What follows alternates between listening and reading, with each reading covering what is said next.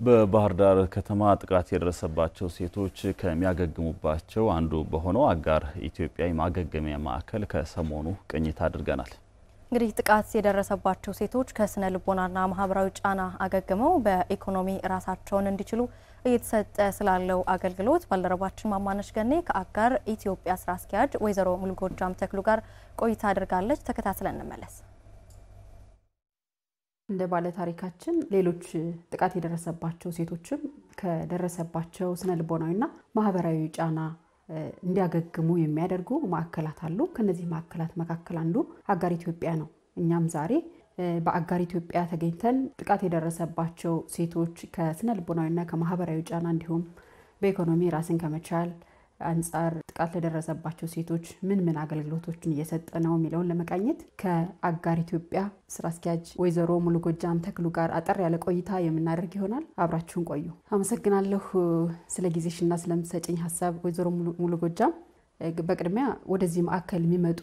ሴቶች በምን ሁኔታ ውስጥ ያሉ ናቸው? ወደዚህ ማዕከልስ እንዴት ነው የሚገቡት? እንዴት ነው የሚመጡት የሚለውን አንሽልኝና ከሱን ጀምር። እሺ፣ እናመሰግናለን። እዚህ በማዕከላችን ተጠቃሚ የሆኑ ሴቶች ጾታን መሰረት ያደረገ ጥቃት የደረሰባቸው ሴቶች ናቸው። ያው ጾታን መሰረት ያደረገ ጥቃት የደረሰባቸው ስንል በተለይ ይሄ ጾታዊ ጥቃት፣ አስገድዶ መድፈር፣ ያስገድዶ መድፈር ሙከራ፣ የጉልበት ብዝበዛ የደረሰባቸው እንዲሁም ደግሞ አካላዊና ሌሎች ጥቃቶች የኢኮኖሚ ጥቃት የደረሰባቸው ሴቶች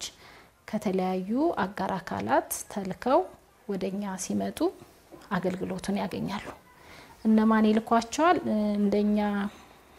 ድርጅት ከፖሊሶች እንቀበላለን፣ ከሴቶችና ህፃናት፣ ከክልሉ ከከተማውም ሴቶችና ህፃናት እና ማህበራዊ ጉዳይ ቢሮ መምሪያ እንቀበላለን። እንዲሁም ከክፍለ ከተሞች ማህበራዊ ዘርፍ በሪፈራል ሌተር እንቀበላለን። እንዲሁም ደግሞ እንደዚህ ህጋዊ ተቋም ይሆን እውቅና ያላቸው ማንኛውም ህጋዊ ተቋም ጥቃት የደረሰባቸው ሴቶች ሪፖርት አድርገው ሲገኙ ወደኛ ድርጅት ይልኳቸዋል፣ አስፈላጊውን አገልግሎት ያገኛሉ። መልካም። እንግዲህ ጥቃት ደርሶባቸው ከተለያዩ ህጋዊ አካላት ወደ እናንተ ማዕከል ወደዚህ ማዕከል ወደ አጋር ኢትዮጵያ የመጡ ሴቶች መጀመሪያ ምን አይነት እገዛ ነው የሚደረግላቸው? በሪፈራል ሌተር ነው የሚመጡት። በተለይ ከፖሊስ ቀጥታ የመጡ ከሆነ ሌሎች አገልግሎቶችን ሳያገኙ ለምሳሌ ከሆስፒታልና ከዋን ስቶፕ ሴንተር ተልከው የሚመጣሉ። ከሆስፒታልና ከዋን ስቶፕ ሴንተር ተልከው የሚመጡ የህክምና አገልግሎታቸውን ጨርሰው ነው የሚመጡት። ቀጥታ ከፖሊስና ከሌሎች የማህበረሰብ አካላት ወይም ደግሞ እነዚህ እውቅና ያላቸው ድርጅቶች ሲሆኑ ህክምናውን ላይ ያገኙ ይችላሉና መጀመሪያ በተለይ አስገድዶ መድፈር ሲሆን የህግ ኬዝ እንዲኖረው ስለሚችልና ማስረጃ ማግኘት እንዲያስችል እንደገና ደግሞ ከጤናቸው አንፃር ያልተፈለገ እርግዝናና ኤችአይቪን መከላከል እንዲቻል በ72 ሰዓት ውስጥ ህክምና ማግኘት አለባቸው። ስለዚህ እኛ ጋር ያሉ በየ24 ሰዓቱ የሚቀያየሩ ነርሶች አሉን የህክምና ክትትል የሚያደርጉ። እነሱ ከአመጣው አካል እንደተቀበልን ወደ ሆስፒታል ወስደው ከፈለገ ህይወት ሪፈራል ሆስፒታል ጋር አግሪመንት አለን የዱቤ አገልግሎትና ያለ ምንም ሪፈራል ሌተር በእኛ ሪፈራል ሌተር ተቀብለው አገልግሎቱን እንዲያገኙ የህክምና አገልግሎቱን የምንሰጠው። የህክምና አገልግሎቱ ያው በአስገድዶ መድፈር ወይም ደግሞ በድብደባ ወቅት የደረሰባትን ጉዳት ህክምና ለማግኘትም እንደገና ደግሞ ያልተፈለገ እርግዝና እንድትከላከል ፖስት ፒልስ እንድትጠቀምና ኤችአይቪንም በተለይ በ72 ሰዓት ውስጥ ሪፖርት ተደርጎ ከሆነ ኤችአይቪንም መከላከል እንድትችል የ28 ቀን ፕሮፊላክሲስ እንድታገኝና እሱን ፎሎ አፕ የማድረግ ስራ የመስራት ስራ ነው የመጀመሪያው የሚሆነው። መልካም። ከዛ በኋላ ከደረሰባቸው ስነ ልቦናዊ ጫና እንዲወጡ ከደረሰባቸው ማህበራዊ ጫና እንዲያገግሙስ ምንድነው የሚሰራው ስራ? ምንድነው ህክምናውን እንዲያገኙ ከተደረገ በኋላ ያው እንዲረጋጉ ነው የሚደረገው። ያው ጥቃት ደርሶባቸው የሚመጡ ሴቶች ስለሆኑ በጥቃቱ ምክንያት የደረሰባቸው የስነ ልቦና ጫና ይኖራልና የስነ ልቦና ጉዳቱን አገግመው ወይም ደግሞ ከዛ ሂል አድርገው እንዲወጡ ለማድረግ ካውንስለሮች አሉ፣ አማካሪዎች ማለት ነው። የምክር አገልግሎት የመመካከር አገልግሎት የሚሰጡ እነሱ ናቸው የሚያገኙአቸው። ያው ይሄ ምዝገባ ማሟላት ያለብን ነገርና ማላና መጀመሪያ እዚህ ውስጥ ነው የሚኖሩት መጠለያቸውም ስለሆነ በመጠለያ ውስጥ የሚያስፈልጋቸው ነገር መሰረታዊ ነገር እንዲሟላላቸው እናደርጋለን። መሰረታዊ ነገር ማለት ምግብ እንዲመገቡ ንጽህናቸውን እንዲጠብቁ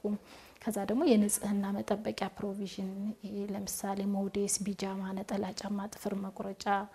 ይሄ እነዚህ ሎሽን ምናምን እንደነዚህ አይነት ነገሮችን እንዲያገኙ ይደረጋል ከዛ ካውንስሊንግን አገልግሎት ካገኙ በኋላ ሌሎቹ አገልግሎቶች በምን መንገድ ነው የሚሰጡት መጀመሪያ ያው የማረጋጋቱ ስራ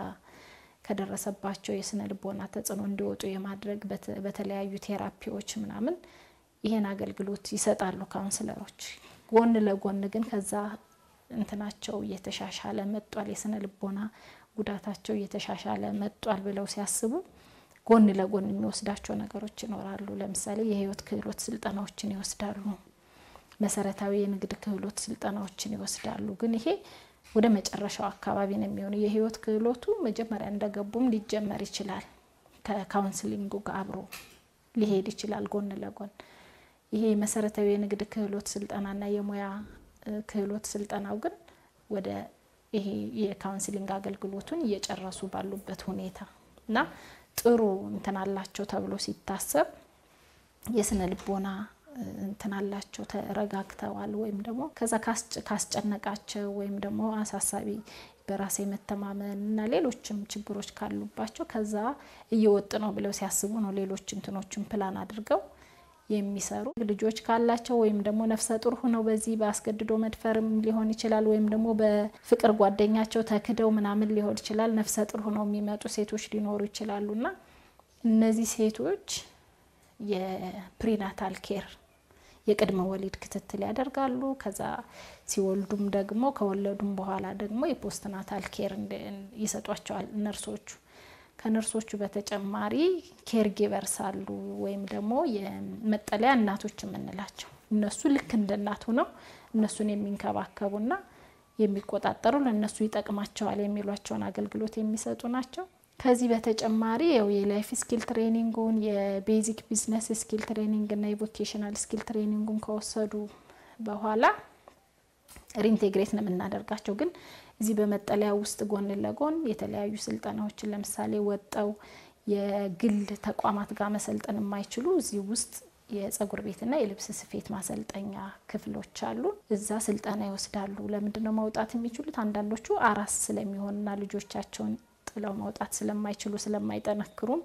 እዚህ ውስጥ ይወስዳሉ ሌላው ደግሞ የህግ ጉዳይ ያለባቸው ካሉ የህግ ጉዳያቸውን እስኪጨርሱ ድረስ ከመጠለያ አይወጡ ምክንያቱም ጥቃት ያደረሰባቸው ሰው ወይም ደግሞ ዘመድ ሊያገኛቸውና ወይ ሊጎዳቸው ወይም ደግሞ ሊደራደራቸው ይችላል ተብሎ ስለሚታሰብ እዚህ መጠለያ ውስጥ ባሉን ሁለት አማራጮች የሙያ ስልጠናዎችን ይወስዳሉ ከዛ ውጭ ግን የህግ ኬዛቸው በጣም ሴንሲቲቭ ያልሆነና የጤና ሁኔታቸው ጥሩ ከሆነ የግል ተቋማትና ቴክኒክና ሙያ ጋር የሙያ ስልጠናዎችን ያገኛሉ የእጅ ስራዎችን ይሰራሉ ምንም ትምህርት ያልተማሩ ልጆች ካሉ ደግሞ አትሊስት መፈረም እንዲችሉ ስማቸው መጻፍ እንዲችሉ ማንበብ መደመር መቀነስ እነዚህ መሰረታዊ የሂሳብ ስሌቶችን መያዝ እንዲችሉ መስራት እንዲችሉ መደበኛ ያልሆነ ትምህርትም ይማራሉ ከዛ የላይብረሪ አገልግሎትም አለ የንባብ ክህሎታቸውን እንዲያዳብሩ በዚህ በቆይታቸው እሱንም ያገኛሉ የህግ ክትትልም እናደርጋለን ፍትህ እንዲያገኙም የመስራት ስራዎችን እንሰራለን መልካም ምናልባት እነዚህ ጥቃት የደረሰባቸው በስነ ልቦና ከደረሰባቸው ጫና አገግመው በጤናውም በተለያየ መንገድ በተደረገላቸው እንክብካቤ ጥሩ ለውጥ ካመጡ በኋላ ምናልባት በኢኮኖሚ የራሳቸው እንዲችሉ ደግሞ የሚደረግ ጥረት ይኖራልና